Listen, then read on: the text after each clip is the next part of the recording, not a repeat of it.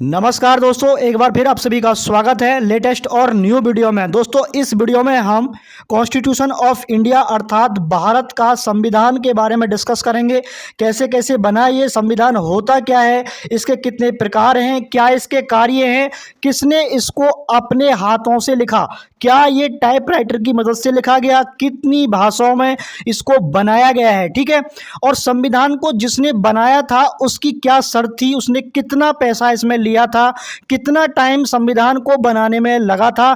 तो सभी सवालों के जवाब इस वीडियो में हम जानने वाले हैं। वीडियो को आपको कंप्लीट देखना है।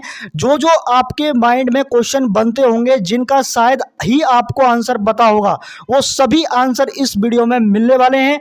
अगर हमारे चैनल पर पहली बार हमारे चैनल को देख रहे हो तो प्लीज वीडियो को लाइक कर दे। अगर वीडियो पसंद आता है तो सब्सक्राइब भी कर लें हमारे चैनल के साथ बने रहने के लिए। चलिए वीडियो को शुरू करते हैं। और दूसरी बात, कमेंट्स करके हमें जरूर बताएं कि ये वीडियो आपको कैसा लगा, क्योंकि इससे हमें मोटिवेशन मिलता है, ठीक है।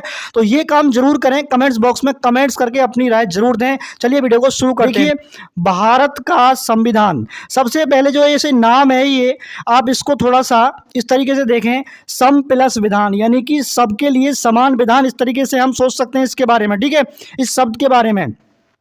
तो मूल सिद्धांतों का एक समुच्चय है। समुच्चय का मतलब है इसमें डिफरेंट टाइप के जो सिद्धांत हैं वो हमें ये सिखाता है जो सही है, जिससे कोई राज्य या अन्य संगठन अभिशासित होते हैं। वह किसी संस्था को प्रचलित करने के लिए बनाया हुआ संहिता यानी कि एक दस्तावेज है। यह प्राय लिखित रूप में होता है। तो आई होप आपको संविधान शब्द का जो अर्थ है, इसका क्या मायने हैं, वो आपको इसका आंसर मिल गया होगा। और भी इसके बारे में जानेंगे कि संविधान क्यों बनाया गया है।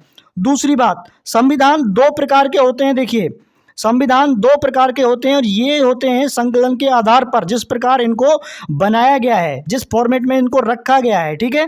तो संविधान का वर्गीकरण दो भागों में किया जा सकता है। नंबर एक तो आपको पता होगा, लिखित संविधान, और दूसरा सीधी बात है जो अलिखित संविधान है। तो दो प्रकार के हो सकते हैं। तो इंडिया का जो संविधान है विश्व का सबसे बड़ा लिखित संविधान है।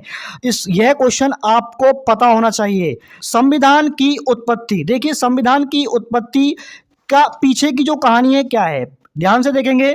भारतीय संविधान का निर्माण एक संविधान सभा द्वारा 2 वर्ष 11 महीने तथा 18 दिनों में किया गया था, ठीक है, 18 दिन में किया गया था। संपूर्ण संविधान 26 जनवरी 1950 को लागू किया गया था। संपूर्ण संविधान 26 जनवरी 1950 को लागू किया गया था। अब आपके दिमाग में ये बात और भी चल रही होगी कि भैया संविधान दिवस हम 26 नवंबर को ही क्यों सेलिब्रेट करते हैं। तो इसकी कहानी के बारे में हम थोड़ा नेक्स्ट पढ़ेंगे। बस आप इसमें इतना जान लीजिए कि 26 जनवरी 1950 को भारत में संपूर्ण संविधान लागू हुआ था। ये जो संपूर्ण शब्द है, इसके पीछे भी ये कहानी है। तो 26 नवंबर 1949 को, यानी कि 2 महीने पहले ही संविधान को लागू कर दिया गया था। लेकिन कुछ सुधारों के बावजूद इसको संपूर्ण संविधान इसलिए बोलते हैं, पूरी तरीके से 26 जनवरी 1950 को लागू किया था। और 26 जनवरी 1950 को भारत गणतंत्र घोषित किया गया था, ठीक है, भारत गणतंत्र घोषित किया गया था। संविधान सभा को ही आगामी संसद के चुनाव तक भारतीय संसद के रूप में मान्यता प्रदान की गई, ठीक है, भारतीय संसद के रूप में मान्यता प्रदान की गई। नेक्स्ट आप देखेंगे, किसी भी देश का संविधान, देखिए कार्य क्या है, क्या क्यों जरूरी है संविधान, तो इसके कार्य क्या है, इनके बारे में जान लेते हैं। किसी भी देश का संविधान उस देश की राजनीतिक व्यवस्था, न्याय व्यवस्था, नागरिकों के हितों की रक्षा करने का एक मूल माध्यम होता है, जिसके माध्यम से उस देश के विकास की दिशा निर्धारण होता है। संविधान किसी भी देश का मौलिक कानून है जो सरकार के विभिन्न अंगों की रूपरेखा और मुख्य कार्य का निर्धारण करता है। मुख्य कार्य का निर्धारण करता है संविधान। संविधान राजनीतिक व्यवस्था, न्याय व्यवस्था नागरिकों के हितों की रक्षा करने के लिए एक मूल माध्यम होता है। ठीक है, ये आपको पता होना चाहिए।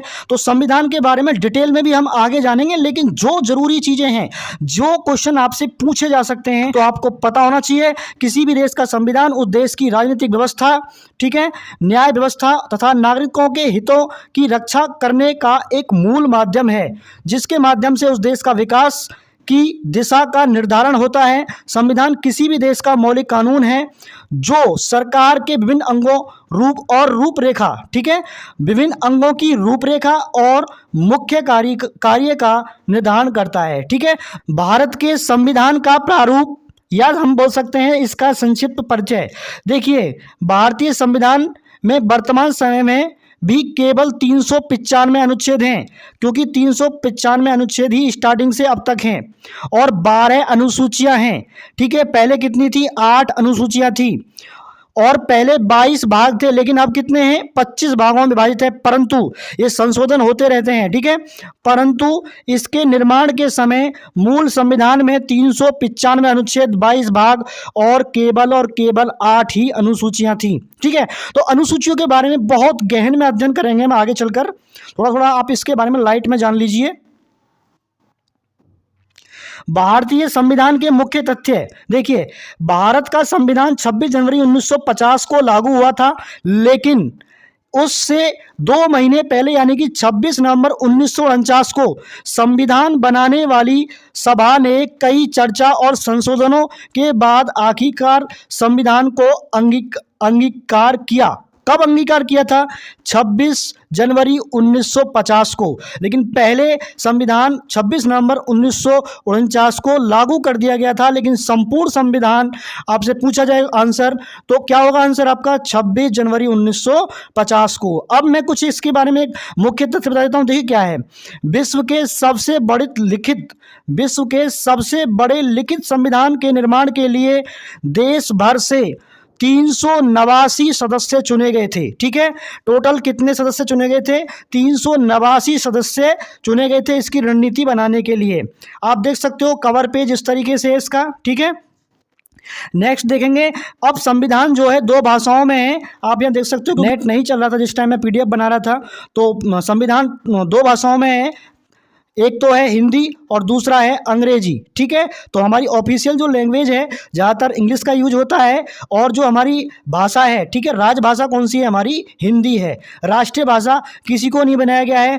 जो 8वीं अनुसूची थी उसमें 22 भाषाओं का यूज किया गया था। ठीक है, अब कई बार ये आपने सोचा होगा कि भाई भारतीय संविधान के लेखक कौन है? ये गुमनाम है। ठीक है, ये ज़्यादा पॉपुलर नहीं है नाम। और इसमें पन्ने कितने आप देख सकते हो? 251 पन्ने थे, और 6 महीने में प्रेम बिहारी राय कायदा ने संविधान को लिखा था अपने हाथों से और कलम से। ठीक है, अपने हाथों से लिखा था कलम की सहायता से।